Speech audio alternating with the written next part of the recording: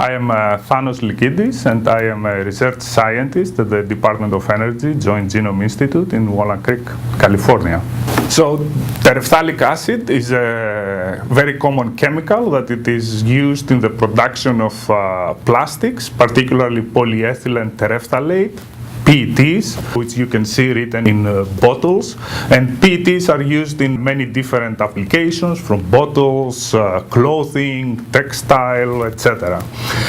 Terephthalic acid is produced in huge quantities every year. The amount of wastewater produced annually in terms of volume is equivalent to about the wastewater produced by 20 million people per year. That's how much of the wastewater are produced. Plus, the concentration of carbon in terms of the, we call it BOD, biological oxygen demand, or maybe sometimes we call it chemical oxygen demand, COD, which is 10 times higher than what discharged from domestic use. So if you multiply by 20 again with 10, that will be equivalent to about 200 million people produce wastewater at the equivalent carbon strength. There was a dual interest in sequencing this terephthalate degrading community. First, because terephthalate is such a common chemical, and we were interested in the process of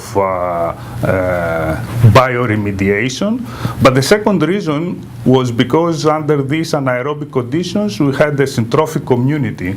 And syntrophic communities are a major driver in the global carbon cycle. So syntrophic communities are microbial consortia consisting of bacteria and archaea.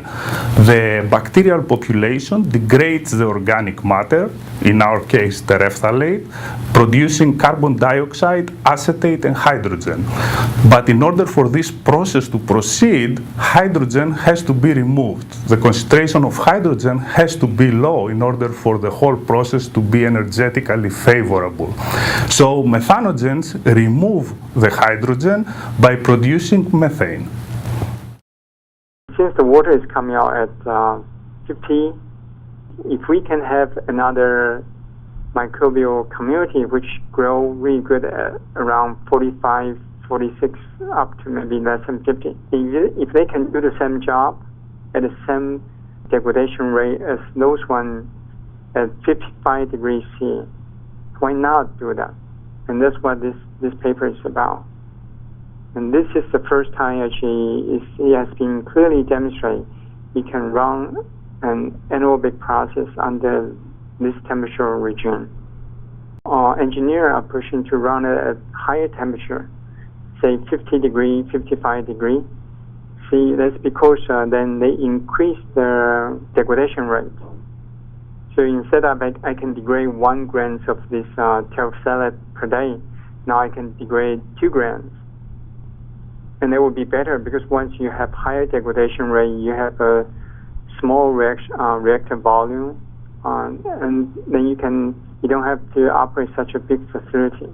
So this is definitely one advantage to run at high temperatures.